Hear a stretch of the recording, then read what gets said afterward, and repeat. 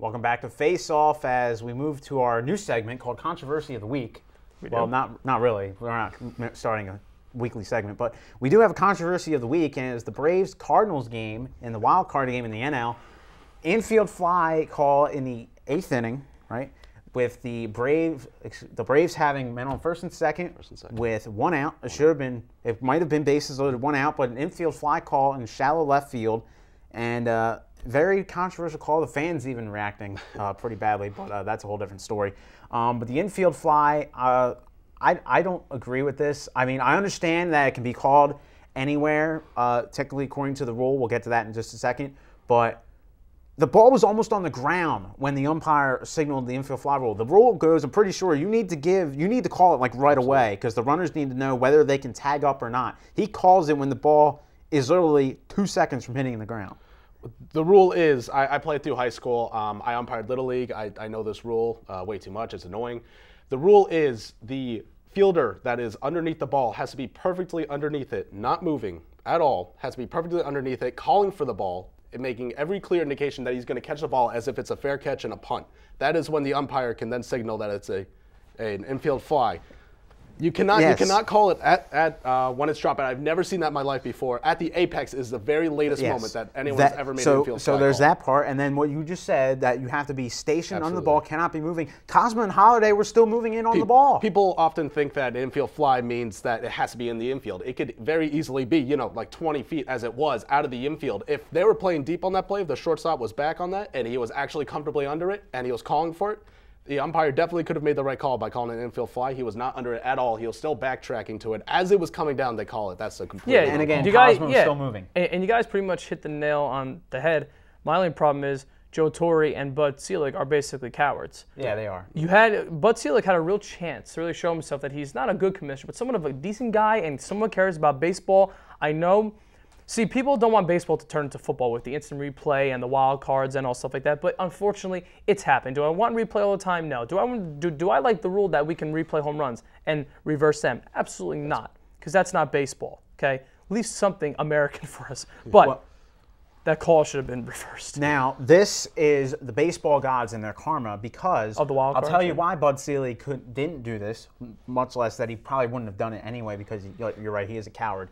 But he had to have his new playoff format this year without the scheduling for it instead of just waiting another year. And you know why he didn't do it? Because he didn't have another day to make that game up, the rest of it, and that's what happened.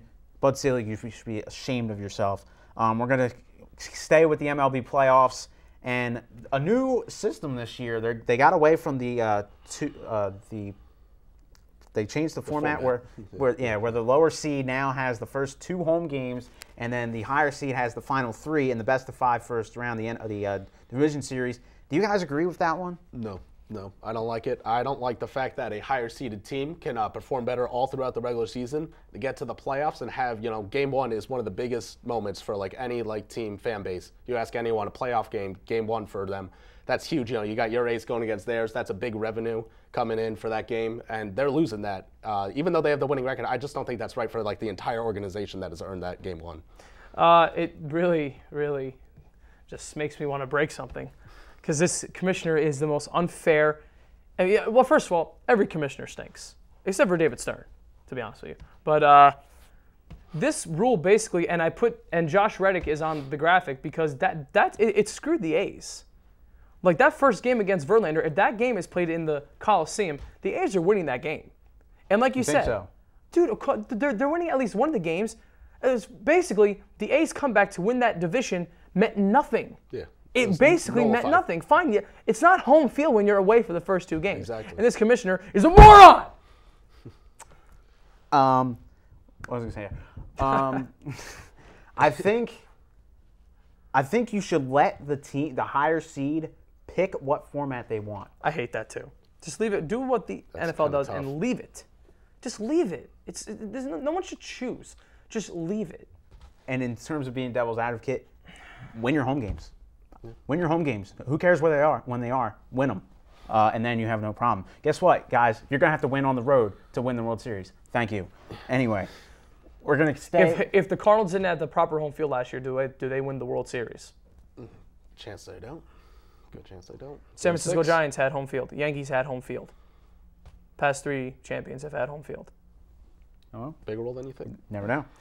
We're going to stick with the playoff team, the Washington Nationals. No Steven Strasburg, and now they're tied up at 1 with the St. Louis Cardinals in the division series.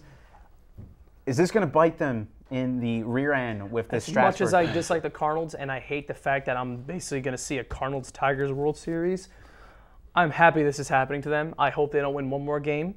Okay, Gio Gonzalez in his first playoff appearance stunk it up. What he had, like 5 walks in 1 inning. Something like that, yeah. And now you take your best pitcher out, and I mean, at least use him for game 3, save him for home or something like that. Like this is going to come back to bite them because Zimmerman did horrible, especially for when you're playing the Cardinals, the defending world champions, who know that a young team like the Nationals are they're easy to knock out because they're so young. Can I just say something on the Strasburg situation? The part that's most ridiculous about this, in my opinion, as I pitched all through high school and everything like that, the most important thing about a pitcher is not the innings pitch, it's the pitch count. They're not keeping a total pitch count on Strasburg. They're just deciding oh, he's pitched this many innings. That's when it's like yeah, good. This is stupid. You as a franchise have not made the playoffs since I believe the early '80s as the Expos. Your team has stunk for the better part of 2 decades, and you finally make the playoffs. You have a chance to win a World Series. It's the best record in baseball, and you sit your best pitcher. Idiots. That's why you've never won anything, because you don't know how to run a franchise. We're going to move to Vin's favorite sport. Yeah, hockey. Canceled first 2 weeks of the season. Looks like some more are going to go by the wayside very shortly, as they still have not come to an agreement. Are we going to see hockey this year, guys? It's over. It's over. It's getting tossed. It's official. Until something big happens, just like we did with the basketball last year.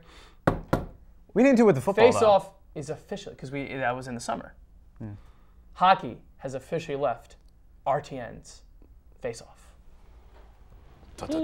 Anyway, we're going to see hockey Christmas time, around Christmas. Here's the deal.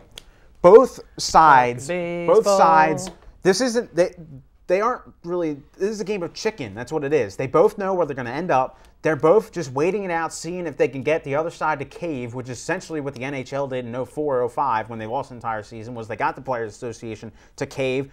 Each side is just waiting to see if they can get the other side to cave. They both have an amount of time they're willing to miss to see if this happens.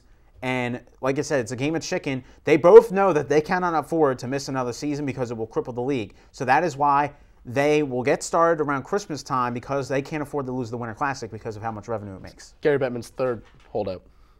Yep. That's all you really got to say. I mean, the guy's just bad luck for this league. He's just not doing anything for it. So we will not see hockey. Christmas time. All right. Around Christmas. That'll be a great gift for you, won't it? Yeah. Gary Bettman's head on a plate. Hey, violence. We're going to step off to a break. When we come back, I'm going to go pitch, man. Please go back to Cincinnati. They need you.